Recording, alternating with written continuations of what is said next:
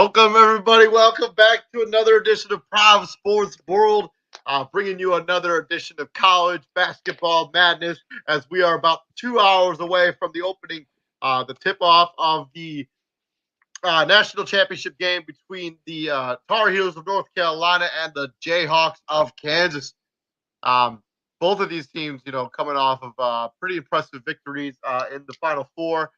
Kansas knocked off number two seed Villanova, 81-5, and the Tar Heels beat the Duke Blue Devils, 81-77 in an instant classic game in the final game in Coach K's career. Let's move into the bracket. Take a look at the bracket there. So, what were your takeaways away from the Final Four games before we move on into the preview of the Natty? Which was the UNC and Duke game. It was an instant classic. I mean, they were going pretty much back and forth. I think Duke started out. They started out like on a 7-0 run. Then North Carolina went on like a 9-0 run. I think Caleb Love hit like two threes, and pretty much they were just going back and forth on it, back and forth all game long. I think my thoughts on down the stretch is that you saw the experience that North Carolina had right down the stretch. So like Brady Manick hit a big three. He's a junior. Armando Baycott, even though he twisted Brady his ankle, Manick, I thought he's like a fifth is he? I believe. Yeah, I believe because he's. he played 4 years at Oklahoma and then Yeah, because of he's a fifth year COVID, senior. I'm sorry. he's a Yeah, he's a grad fifth year transfer. senior. Yeah, he's a grad transfer. Yep, I'm sorry about that. But Armando Baycott, he's I believe he's a junior, and when he rolled his ankle, I thought it was over with from there. And I thought, okay, I said, you know what, it's over with. Duke's got this, and he came back out. That's the experience I'm talking about right there, man.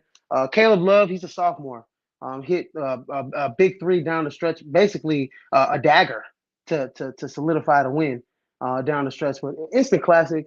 I think Coach K coached his guts out in his last game, and I think he gave his all. And I think when you look back on it, man, I think this is one of the better Duke teams that he's had. They grew up right before your eyes, but I just think when I look back on it, I think that Hubert Davis signing, that Hubert Davis bringing him as the head coach of North Carolina was a slam dunk for them. I mean, I mean, if you this win a team. national championship in your first season as the head coach, I mean, that's got to be. I mean, Well, doesn't get much better than that. we've seen it before with like Kevin Ollie, right? Kevin Yeah, Ollie first year, he won it at UConn, UConn. and then after that it was pretty much downhill. So we'll see. But Hubert Davis, for whatever reason, this team, they were at 8 seed. I think they're a little bit better. I think they're a little bit better than what their seed says. They just kind of had some ups and downs in the season, but I think yeah, Hubert Davis is it's gonna be fun to see that North Carolina, Hubert Davis, John Shire, all the time Duke, North Carolina. It's the biggest rivalry in college football. It's big rivalry in sports period, in sports period. But yeah, that game was just an instant classic, and I think Coach K, when he looks back on it, maybe there could have been some things that he could have maybe tweaked a little bit, maybe trying to get the ball out of Caleb Love's hands, maybe forcing it out of his hands because he was hot right in the second half. He Yeah, I probably mean, could he have put scored. it in. Get, Stats. Yeah, he had 28 points. He yeah. trapped him to get the ball out of his hands, forced him to make a decision with the basketball. Mm-hmm. Could have Yep. done something, but I think that goes back to the inexperience of this overall that Duke team. I mean, you're Yep. rolling out a lot of freshmen. Maybe they don't understand how to handle that kind of like maybe we're gonna put pressure on them. So maybe that's just the way it goes sometimes. Yeah, no, it does, and I just think he could have did some things to get the ball out of the hot guy's hands, put it into give it like let the other guys do it. R.J. Davis, Brady Manick, whatever the But case is. let's play around like R.J. Davis wasn't having a good game too. I mean, he scored 18 points. Brady Manick had 14 points as well. But that's all. I mean, Right, experience when it comes to North Carolina. You had a bunch of guys who could all right, create their own shot, create their own offense, and that's the way it went down. and you need to get a stop down the stretch. Duke didn't make a stop, and that's key. So To the other side, kind of Kansas kind of giving the business to Villanova a little bit there in that game. That game was not all that close.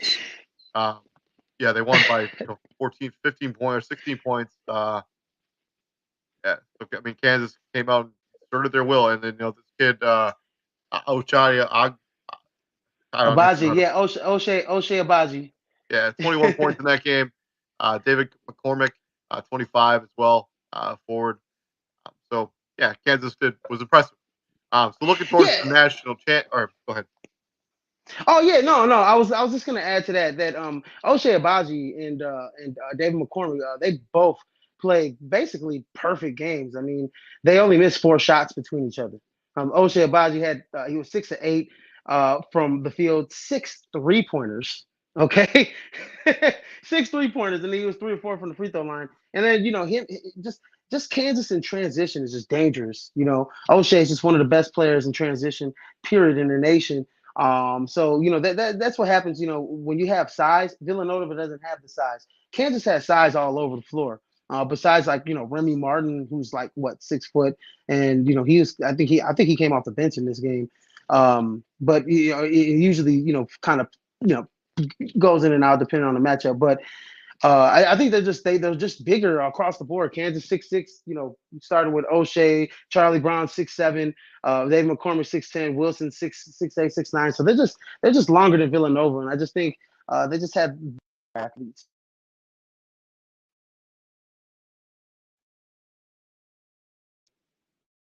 Hello,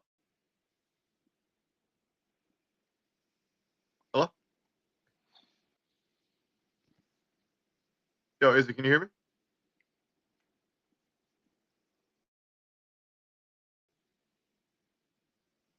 Yo,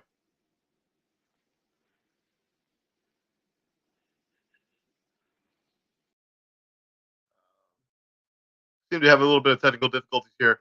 I'm not exactly sure what happened. It seems like some kind of call came in through Facebook that may have knocked out. Some go ahead and restart this. Go ahead and edit Sorry back. about that. Lost you there. I lost you there. Sorry about that. Yeah, I think it's because a Facebook call came in while we were doing the show. Yeah. I'm gonna delete that right now. But yeah, anyways, like I said, Kansas was the better transition team. They're one of the best teams in transition in terms of pace. And that's gonna be important. That's gonna be an important factor going into this next matchup here in the national championship. I just think Villanova just didn't have the athletes to run with Kansas in this game, and it showed. Yeah. So let's talk about two of the most celebrated programs in the history here. We got the North Carolina Tar Heels, the Kansas Jayhawks. Uh, Jayhawks number 1 seed, Tar Heels number 8 seed. For the Jayhawks, last time they won a national championship was 2008 when they beat Memphis. North Carolina, the last time they won a national championship was 2017. This will be the first one under Coach Hubert Davis. Hmm. So how do you think this one game is going to shake out? What do you think are going to be the keys to victory, and what do you think is going to be the most important player on the floor Ooh.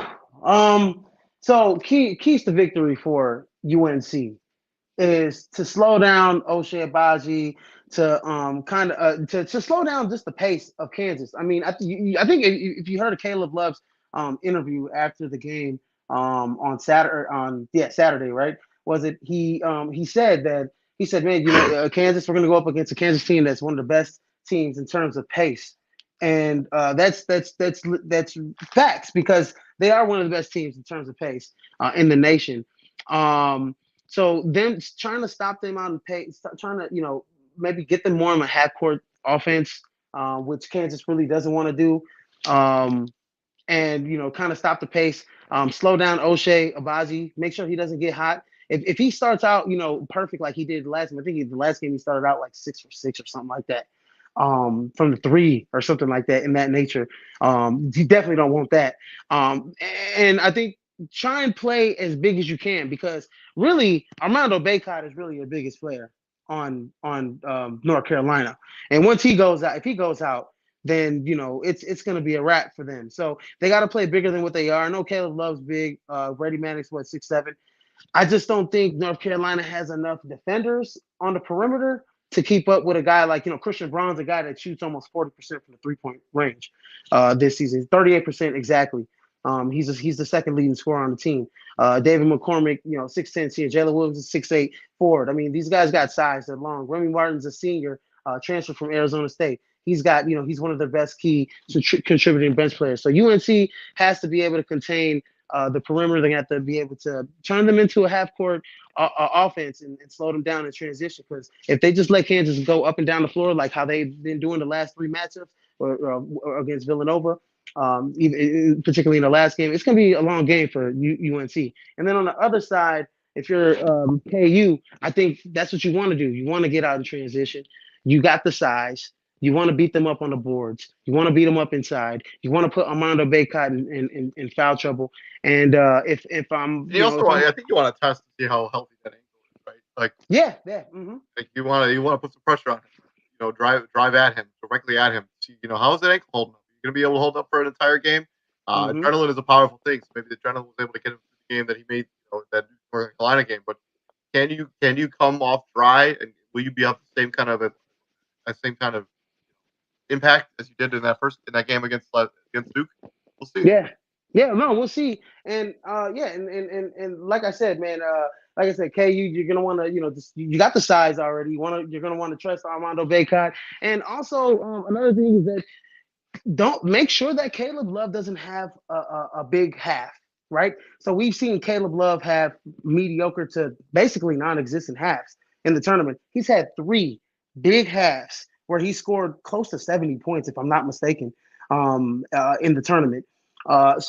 He's. I mean, it's critical. I mean, that you have to stop Caleb Love. You can't let him just go crazy in one half, like especially like he did in the second half against Duke, because you let Caleb Love get some momentum going.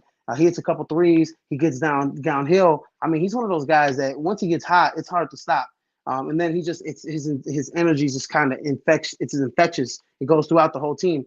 So I think that's a big key is trying to stop. Don't let Caleb Love have one of those hot halves, and I think you'll be all right. I think honestly, KU's they overmatch UNC. I mean, they're bigger, they're faster, they're longer. I think they're more athletic. I think when you look at the two more important players on each team, I look at Oshay Abaji. He's just excellent in transition. He's long, he's swift, he's smooth. He can shoot the three. He's got a great stroke. And then on the other side, 8 of 9 from 3 over the last 2 games. He's missed 1 3-pointer. He is hot. He's hot. So yeah. So if you're UNC, you're gonna want to stop that. And then on the other side, their most important player to me is Caleb Love. He's special. I mean, he's the guy that can create his own shot. I mean, you saw the step back. You saw the step back shots. The guy's he's got the ball on a string. Sometimes he can get downhill. Once he gets hot, shooting threes. He's kind of hard to stop. So he's the most. Turned in a 30-point night against UCLA in the Sweet 16. Followed that up with 29 or 28. Yeah. So yeah, he's special. Once he gets hot, he's special. And then I would double down and say Armando Bacot too is big for them because he's literally their only guy that has size on that team. I mean, they could go to the bench, but it ain't nothing like Armando Bacot. So and then the ankle, right? You just mentioned it. If the ankle, let's see how healthy the ankle is, and let's see, how swift he can move up and down the floor, how he can defend in pick and roll situations, how he can defend David McCormick and Jalen Wilson. So especially McCormick, so that guy's a load, and he's gonna bring it to you. So Armando Bacot's definitely gonna be tested with that ankle. So he's another important player for UNC. So those out of those three guys, yeah. Those are my important players tonight. And if they can stop, like I said, if they can stop Caleb Love from having a big half, I think Kansas will be okay. So is that your prediction for who you think is going to actually win? Yeah, national championship. I think Kansas is going to win. I don't think it's even. I think it's actually going to be like a 10-point win for KU. I think they're going to be able to control. Do you think it's going to be like Baylor Gonzaga last year, where that game was kind of over at the beginning? I don't want to say it's going to be over at the beginning. I'm going to say because KU has started off games slow, but I think once the second half comes, I think Bill Self is one of the best coaches in college basketball. He makes adjustments. He's been in the tournament before, and I think once the second half, I think it'll be a close going into the halftime, but I think he'll make those second half adjustments to where they pull away, and we saw that in these last two. I think the last two meetings with KU against Villanova, and I forget who they played in the game before that, but Miami, yeah, but I believe Miami. So I think they had to make second half adjustments against Miami as well in the Elite Eight, where they blew them out by like 26. Um, so yeah, yeah, give me KU to win that by like at least 10, 15 points. Wow. All right. Let's talk about so we, let's say so what would it say for North Carolina? If Hoover Davis wants to win the national championship in his first season, like what would that mean for his, the decision to make to hire him, the legacy for you can have. Also, for which coach do you think this national championship is more important? Do you think it's more important for Bill Self, or do you think it's more important for Hoover Davis? Oh man, so if Hubert Davis, if Hubert Davis wins a championship for North Carolina in his first season, obviously it's a slam dunk. And I can't compare him to guys like a Kevin Ollie because it's a lot easier to get recruits at North Carolina than it is at to UConn. So if Hubert Davis wins a national championship his first year, that's going to be huge because he's going to get more recruits coming through the door. He's going to even probably steal some recruits from other programs. Transfers are going to I want mean, to go but to North North Carolina's Carolina. getting all the top flight recruits anyway. Anyways, yeah, regardless. I But mean, yeah, it doesn't even matter regardless. But I mean, it's just gonna be big for him anyways. I mean, just kind of transitioning from Roy Williams to Hubert Davis. I think that was you bring in a North Carolina guy, a guy that knows the system, knows the state, knows how to recruit, knows the college basketball. I think Hubert Davis it would solidify. It'll start his career. It'll start a nice trajectory. But for Bill Self, this is an important win for him. I think it's more important for Bill Self because he's got one under his belt, and I believe the one was with Mario Chalmers hitting a three over Derrick Rose in the national championship. That's his only one, and he's had a whole bunch of teams that have gone to the tournament that they have been one of the best teams in the nation. They've gone to the tournament and they floundered. So this is actually his best, most complete team. Other than that national championship team that he had with Sharon Collins and Mario Chalmers and those guys that won and beat that great Memphis team back in 2007. I think this is this better. I think it's probably better than that team possibly in terms of senior leadership, in terms of experience, in terms of the right players in the system. So I think it's more important for his legacy because he's got one. He's one of the best coaches in history. In terms of win percentage, regular season, you get two. Now you put yourself in the upper echelon with possibly guys like guys to win too. Bobby Knight, Coach K, those guys to win multiple national championships oh, instead of just I one. yeah, 100% agree. It's way more important for himself. I mean, every year Kansas is a number one, number two seed, and they regularly come up short when it comes to the tournament. So that's just the nature of it. The one and done nature of the tournament allows for a lot of upsets, allows for a lot of weird stuff to happen during the tournament. So the best team overall doesn't necessarily always win the tournament. That's kind of what that's kind of the great thing about the tournament. Like the best team doesn't usually win it all. Like it's just the way it goes. Mm-hmm. Yeah, that's just how the way it goes. And then look, you saw look at St. Peter's made it all the way to the Elite Eight. They're a 15 seed. They didn't even bring out their cheerleading squad or their band because they didn't expect to even make it past the second round, right? So you got it's just you never know what can happen in the NCAA tournament. Look at Gonzaga, the number one overall team all year round, all year, and they lost in the Sweet 16. So um, Let's so tomorrow me and TJ are planning on doing a mock draft show, NBA mock draft. Let me ask you something. Who are the scouts watching? Who do you think the players at the scouts who will be hearing their name early, like in an NBA draft? Who could do the most for their draft status going into the draft? Because I um, don't because I'm not totally sure there's like a clean cut number one pick. There's no Zion Williamson in this draft. There's no Anthony Davis in this draft. So who do you think could do the most? Who are the scouts watching when it comes to in this game, the NBA? definitely the scouts are going to be watching the two kids on UNC. That's Armando Bacot and Caleb Love. Caleb Love has definitely improved his draft stock in this tournament, especially the last couple games from the Elite Eight to the Final Four. And I think he might have a big game. If he has a big game in the national championship, book him to be in the first round of the NBA draft as a sophomore. He's a true sophomore. And then Armando Bacot's a junior. And I think he's a guy that if he's probably improved his draft stock over the second half of the season. I think he's probably your late first rounder, possibly. And then on the other side for KU, I'm looking at O'Shea Abaji. I mean, I know he's a junior, But I think, or he's an upperclassman. But I think Ochai Agbaji is going to be solid at the next level. He's got a 3-point stroke. He's smooth. He's still young. He's 6'6". He's 6'6", 6'7". He's long. He can defend. He's a guy definitely. If you got guys like Chris Duarte who are 26 going into the NBA and doing their thing, then a guy like Ochai Agbaji who's only like 21, who's a junior or whatever the case is, can make can do something in the NBA. So I think O'Shea has definitely improved his draft stock in this tournament. I think he's a late first rounder as well. I think when you look at the top guys, I think when you look at the top 15 picks, they're looking for youth. They're looking for guys that have upside in the NBA draft, right? Am I wrong or am I No, am I you're right or am I 100% right. wrong? No, Yeah, you're and they're right. not looking at guys that are having like good production, like guys like Kofi Coburn is one of the best inside poster. He may not even get drafted in this draft because he's a dinosaur. You know who And I mean, you make the same argument for the dude with the beard for North Carolina. The dude could really shoot it, but he's not going to get. He's not an NBA player.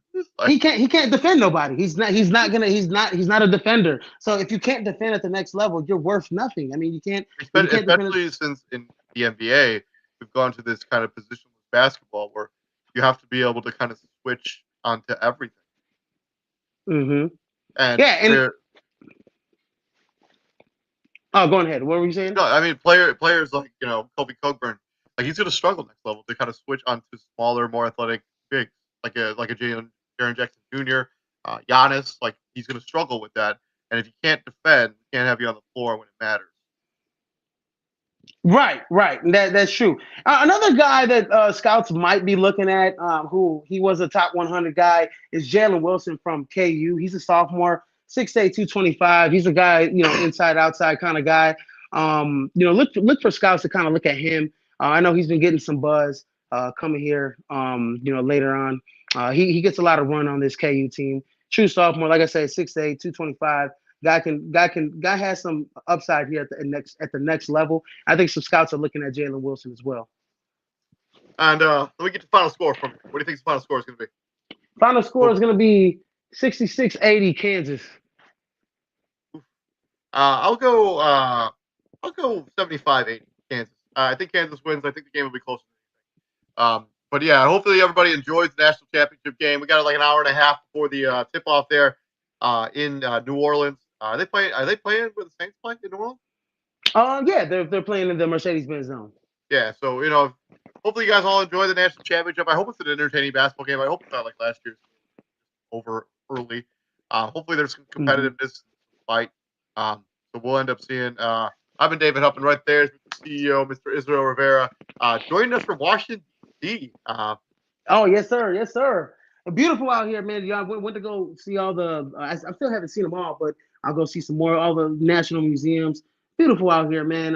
You had a good time out here. So here another night, everybody, and and then after the game, I'll bring some live breakdown. Hopefully with TJ and Christian, if David wants to come join as well, I'll bring some live breakdown. And then David, you guys got a show next, right?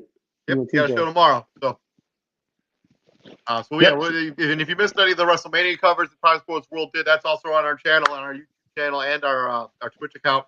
So continue checking that stuff out. I've been David Huppin. Right there is Mr. Israel Rivera. And what we do here at the Prime, my friend, we bring the heat, ladies and gentlemen. Bring the heat 7 days a week. Yes, sir. And we'll be back here tomorrow. I'll see you later, buddy. Peace out. All right, buddy. Have a nice